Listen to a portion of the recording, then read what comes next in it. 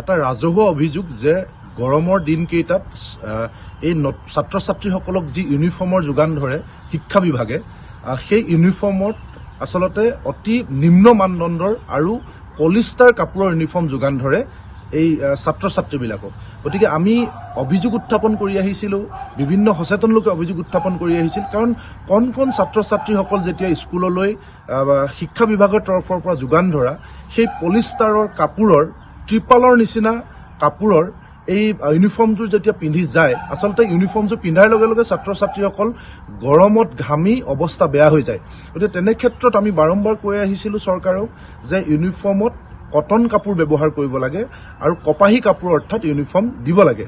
কিন্তু সেই ক্ষেত্ৰত আজি দেখিলোঁ যে ৰণোজ পেগু ডাঙৰীয়া যেতিয়া আজি শিৱসাগৰলৈ এটা চৰকাৰী কাৰ্যসূচীত আহিছিল, তেতিয়া শিৱসাগৰৰ এগৰাকী জ্যেষ্ঠ সাংবাদিকে ৰাইজৰ সেই দাবীক লৈ ৰণোজ পেগু ডাঙৰীয়াক প্ৰশ্ন কৰিছিল যে আচলতে কপাহী কাপোৰ কিয় যোগান ধৰা নহয় বা ইউনিফৰ্মত আচলতে পলিষ্টাৰ কাপোৰহে কিয় যোগান ধৰা হয়। তেতিয়া আমি দেখিলোঁ যে শিক্ষামন্ত্ৰী ৰণোজ পেগু ডাঙৰীয়াই উদ্ভট মন্তব্য কৰিছে যে চৰকাৰৰ টকা নাই, শিক্ষা বিভাগৰ টকা নাই, গতিকে তেওঁলোকে কপাহী কাপোৰ যোগান ধৰিব নোৱাৰে।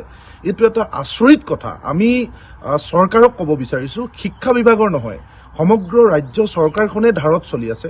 তেনে ক্ষেত্ৰত তেতিয়াহ'লে এই মন্ত্ৰীবিলাকে কিয় ইমান ডাঙৰ ডাঙৰ কনভয় লৈ এঠাইৰ পৰা আন ঠাইলৈ যাওঁতে লাখ লাখ টকা খৰচ কৰি ইমান বিশাল কনভয় লৈ যাবৰ কাৰণে তেওঁলোকৰ টকা ওলায়? আজি এটা প্ৰজেক্ট উদ্বোধনৰ নামত, ভূমি পূজনৰ নামত তেওঁলোকে কোটি টকা খৰচ কৰিবৰ কাৰণে টকা ওলায়। আজি বাহিৰৰ পৰা এজন ৰাষ্ট্ৰীয় নেতা আহিলে ৰাতিটোৰ ভিতৰতে ফুল ফুলাৰ নিচিনাকৈ কোটি কোটি টকাৰ পেণ্ডেল বনাবৰ কাৰণে তেওঁলোকৰ ওচৰত পইচা ওলায়। এগৰাকী নতুনকৈ মন্ত্ৰীয়ে দায়িত্ব লোৱাৰ পিছত তেওঁলোকৰ কাৰ্যালয়ত বাস্তুশাস্ত্ৰৰ নামত তেওঁলোকে কোটি কোটি টকা খৰচ কৰি লাখ টকা খৰচ কৰিবৰ কাৰণে তেওঁলোকৰ টকা ওলায়। কিন্তু কণ কণ ছাত্ৰ ছাত্ৰীসকলক ইউনিফৰ্ম যোগানৰ নামত তেওঁলোকৰ টকা নাই। কিহৰ ভণ্ডামি? আমি ৰণোজ পেগু ডাঙৰীয়াক সুধিব বিচাৰিছোঁ যে আপুনি শিক্ষা বিভাগৰ অভিভাৱক, এই যে কণ কণ ছাত্ৰ ছাত্ৰীসকলক পলিষ্টাৰ ত্ৰিপালৰ পলিথিনৰ নিচিনা ইউনিফৰ্ম যোগান ধৰা হৈছে, তাৰ বিপৰীতে আপুনি শিক্ষা বিভাগৰ অভিভাৱক হিচাপে আপোনাক আমি এটা প্ৰত্যাহ্বান জনাইছোঁ, আপুনি এটা আদৰ্শ দেখুৱাওক। এই যে ছাত্ৰ ছাত্ৰীসকলক দিয়া 70%, 80% পলিষ্টাৰ মিক্স সেই ইউনিফৰ্মৰ এযোৰ কাপোৰ আপুনি প্ৰথম পিন্ধক আৰু AC নোহোৱা গাড়ী লৈ চিটি বাছত বা সাধাৰণ পাব্লিক ট্ৰেন্সপৰ্টত আপুনি অহা যোৱা কৰি আদৰ্শ দেখুৱাওক। তেতিয়া আমি মানিম যে হয় এই কাপোৰ উপযুক্ত, এই কাপোৰ পিন্ধিব পাৰিব।